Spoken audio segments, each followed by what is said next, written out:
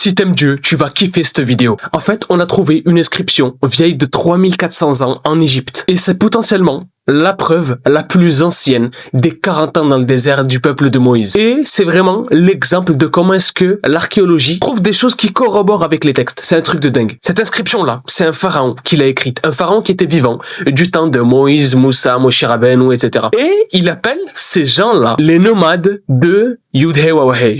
C'est le nom ineffable de Dieu. Vous avez compris. Comme par hasard. Et en égyptien, ça se prononce Tachasou Yahwa. Et cette inscription égyptienne, c'est la plus vieille mention connue, aujourd'hui en tout cas, du Dieu d'Abraham. On peut y lire la terre des nomades de Yudhe Wawahe. Et elle date du 15e siècle environ, avant Yeshua Mashiach, avant Jésus-Christ. Et purée, ce que je kiffe quand on trouve des trucs comme ça là, tu vois, la plus vieille inscription du nom de Dieu en Égypte et qui parle comme par hasard de nomades, qui sont les nomades de Dieu.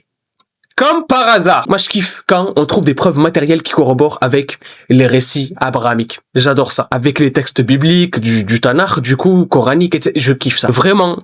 Continuer à trouver des choses. Moi, ça me plaît, moi. Et ce qui est dingue, c'est que du coup, cette inscription-là, elle correspond totalement avec le moment où le peuple de Moïse ont commencé à errer dans le désert. Dans la chronologie, du coup, comme je vous l'ai dit, autour du 15e siècle avant Jésus-Christ. Et forcément, ça a aidé à retracer, trouver, c'est quel pharaon qui était là à ce moment-là et qui l'a écrit cette inscription-là. Et ce pharaon-là, il s'appelle Amenhotep III. Ça prouve littéralement qu'en dehors des textes abrahamiques, il y a des mentions de ces gens-là et de ce Dieu-là. L'existence d'un peuple qui était dans le désert, qui sont des nomades. Donc des Sémites qui ont été en Égypte et qui sont appelés le peuple de Dieu. Complètement dingue. Dites-moi ce que vous en pensez dans les commentaires. Moi, j'aime bien ce genre de découverte, ça me fait du bien.